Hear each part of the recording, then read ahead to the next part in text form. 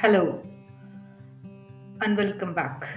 In this video, we will cover some of the key aspects of working with data table variables. We will create two data table variables and merge their values together. And then we all filter the unwanted columns out. In the end, we will sort the rows of the resulting data table in ascending order. But first, let's go through the basics. Data table variable stores the data structure in a tabular form. That means any information organized in rows and columns. This variable types is similar to spreadsheet. As key difference, data table cells are individually identified through the column name or column index and the row index with both indexes starting from 0. Spreadsheet cells are individually identified through the column letter and the row number which starts at 1.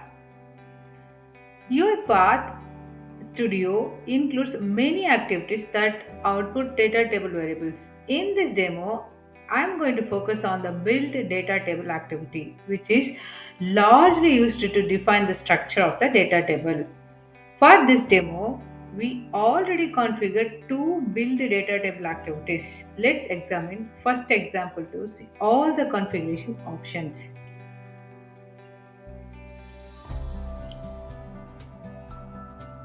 The build data table window enables us to set number of columns in our data table and the type of data they contain. Let's click the edit button to see more column configuration and options. Here, the edit column name is window is displayed. The first field we see is the column name. This value can be used to reference this column in our process. Next, we have the data type field. We can browse for the types and select. We can browse for the types. We can select a lot of data types which we want to the automation scenario. There are some additional column customization options. We all take a quick look at before moving on. Now, allow null. Checkbox allows here null for specifying if the column can contain black cell. Next, auto increment. Auto increment feature is available only if the data type is set to int 32.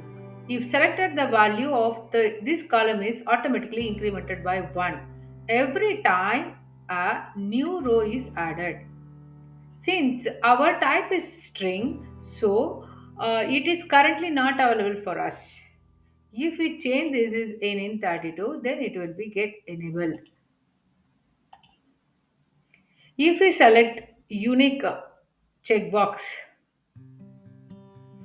we can make sure that all the values are different from one another. That can be of great help when dealing with types of data such as user IDs to ensure a high quality output. We can also adjust maximum length of value in cell. Let's click OK to the return of the build data table window.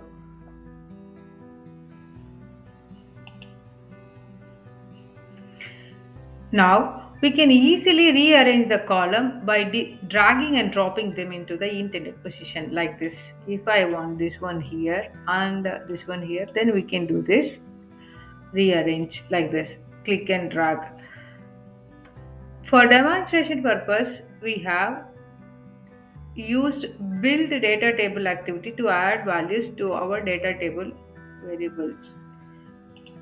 In business scenario, however, there are many efficient ways to achieve that. For example, the read range activity captures the data in a spreadsheet and stores it in a data table variables.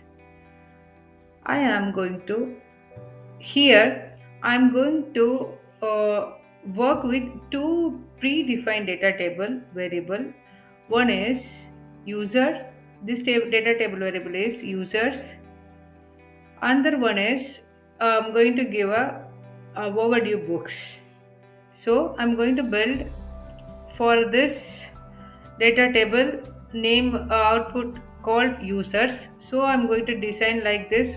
This is the user who are all borrowing the book from the book library. So we need information about the users. So likewise, name, department, last name, phone number, and ID. So I have given these columns. Here ID is auto incremented and unique.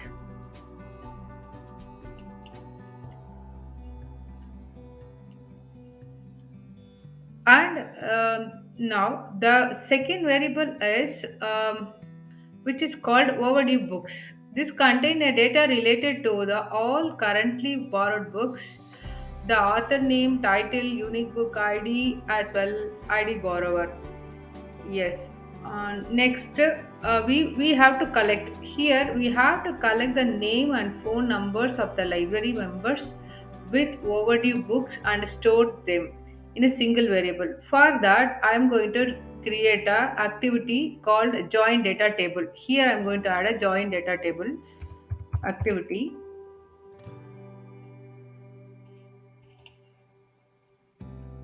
In this wizard, I'm going to give a input data table.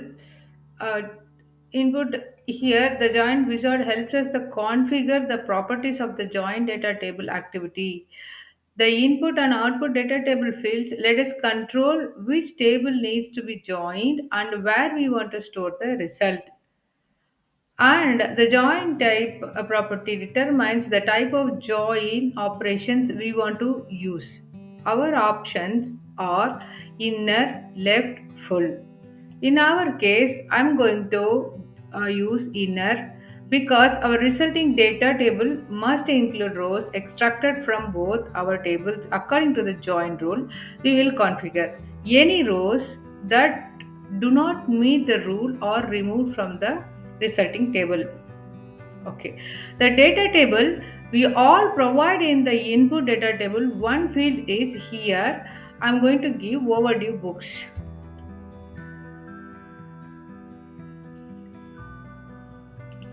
As there might be members who borrowed multiple books, so users.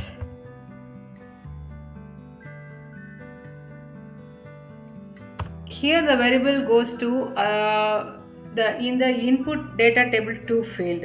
Okay, then next let's create a new variable for output. We all call it borrower books.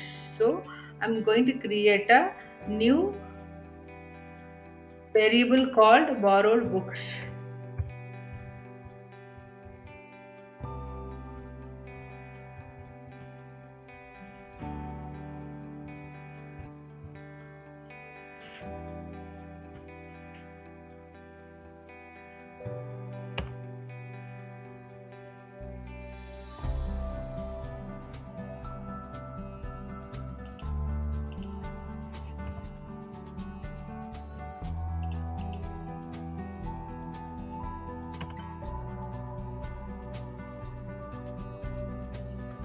Now it's time to determine the join criteria.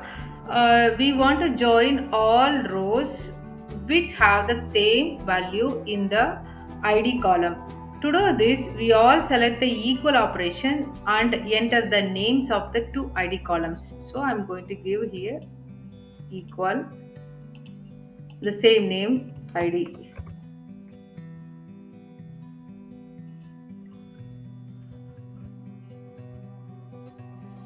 Now click OK. The configuration is completed. Click OK.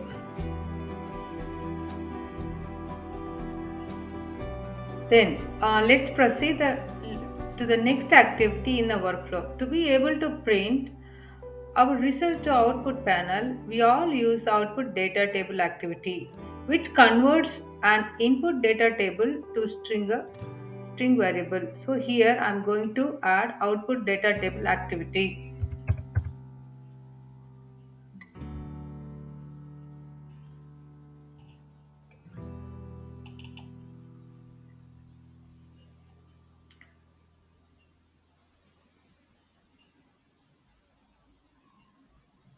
The input borrowed books here In this output data table, so input is borrowed books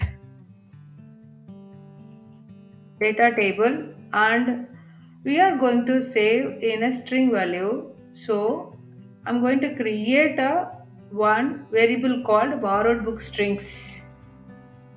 So I have created for this borrowed book strings.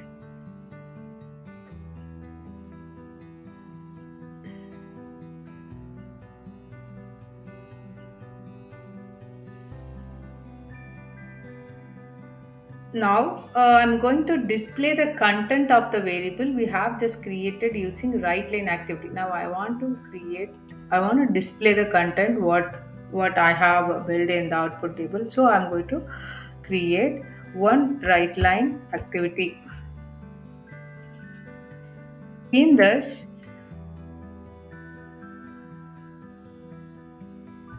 just I'm going to give what just I have created the string, so I'm going to give like a output in the text.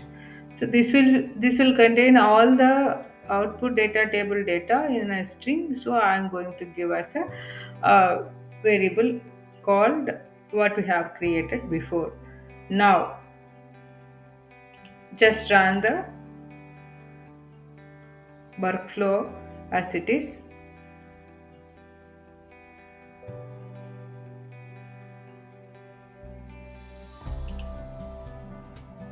Now you can see the output panel: book title, author, book ID, name, department, last name, phone number, ID. That's it. Actually what we expected, what we did. So everything is good. So it's going good. This is the output of the workflow.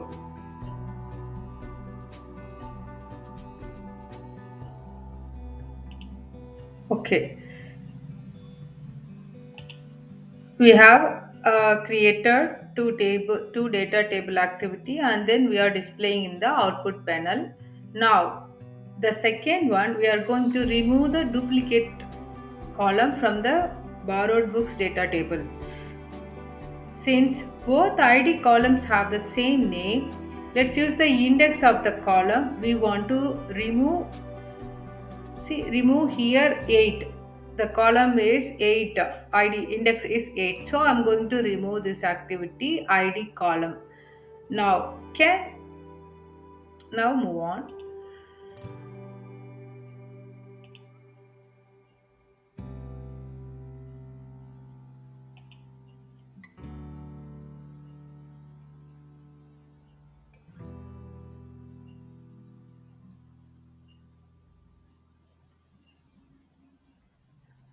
I'm going to add here now. So we need to remove the column. I'm going to add remove data column activity.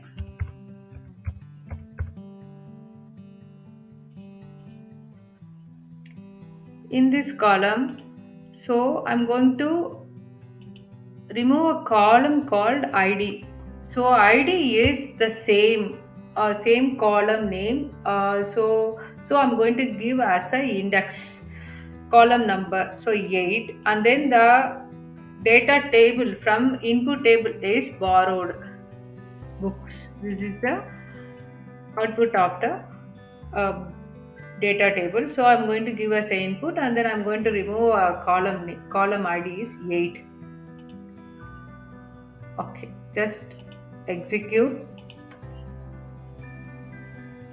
What will you the expected result?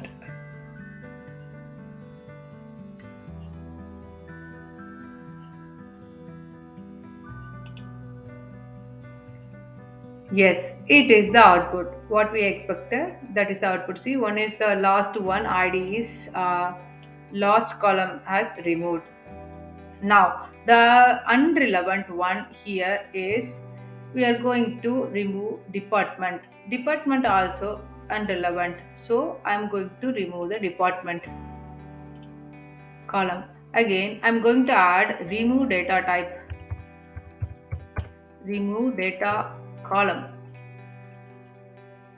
Here I know I'm going to delete the column as department. That is a unique one. There is no other column likewise. So I'm going to give a department as it is. And the same table is borrow books. Yes, now I'm going to execute. What will be the result?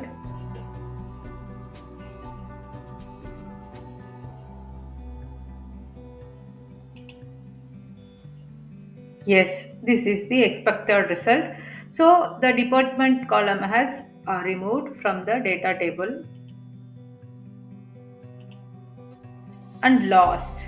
Add a sort data table activity right before output data table 1. We will add the borrowed books variable both as input and output variables and the ID column in the name input field under sorting column. By default, the order is ascending. We all leave it is as it is. Alright. Now I'm going to add a sort.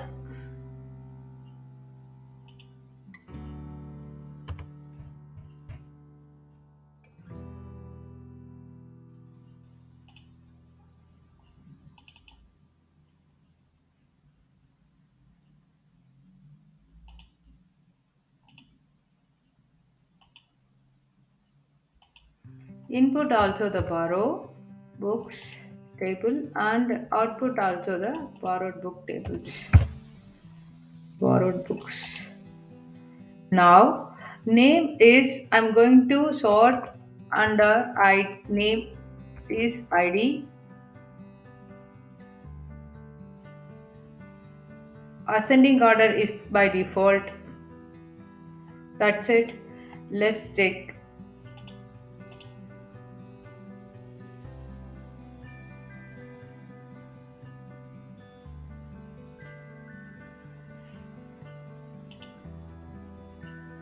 Yes, it is expected result. It works. Okay, with this, I'm going to conclude our demo on working with data tables in UiPath Studio. Thank you for watching and see you next time.